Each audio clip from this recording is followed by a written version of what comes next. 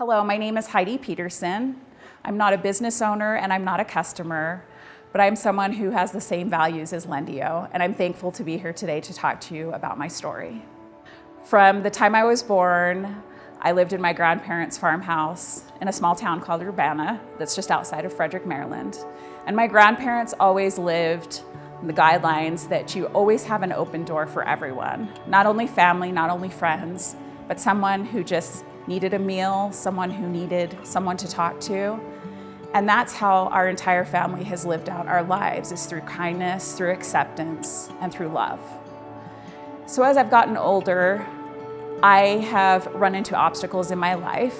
I've been diagnosed with multiple sclerosis.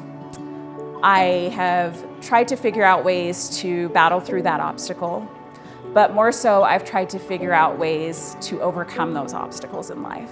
I have thought a lot about how to carry not only my grandparents, but my extended family's legacy on. And a really important thing for me to do is to figure out a way for us to connect as humans by our commonalities in life. And so I was given the opportunity to represent Sandy City in the Mrs. Utah pageant this year.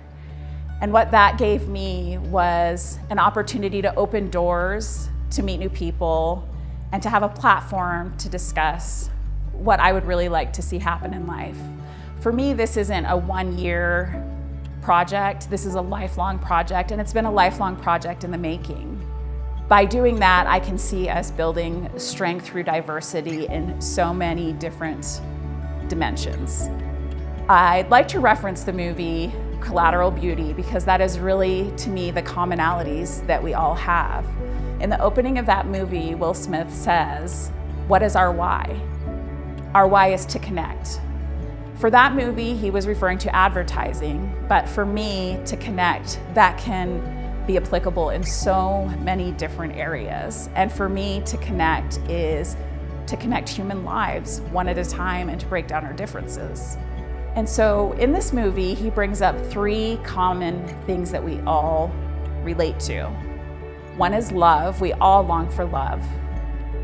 One is death. We all fear death. And one is time. We all want more time.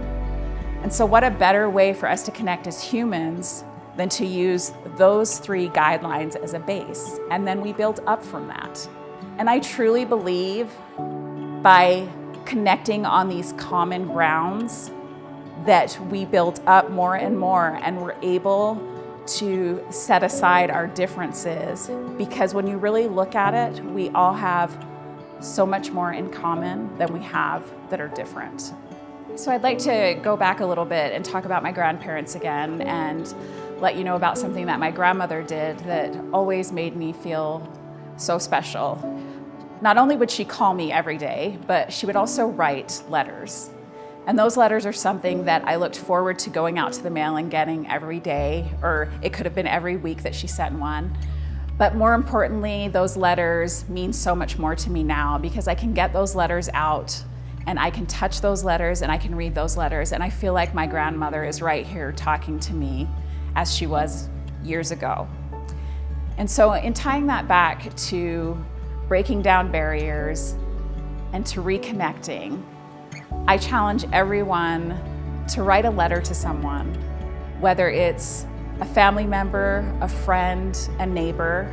Write a letter, because that is where we will begin strengthening our commonalities through diversity, is by reconnecting as humans and being kind and being genuine and taking time out for one another.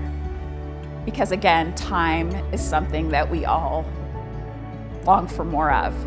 And writing a letter may take time out of your life, but I guarantee you that the genuine love that you feel that you get back will expand that so much more than you could ever imagine.